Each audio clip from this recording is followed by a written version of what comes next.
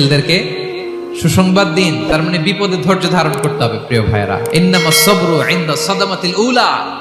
বিপদে আমরা অনেক সময় প্যানিক হয়ে যাই, অস্থির হয়ে যাই, কি করব, হতাশ। না, মুমিনরা হতাশ হয় না, ধৈর্য ধারণ করে। কি করে? কি করে?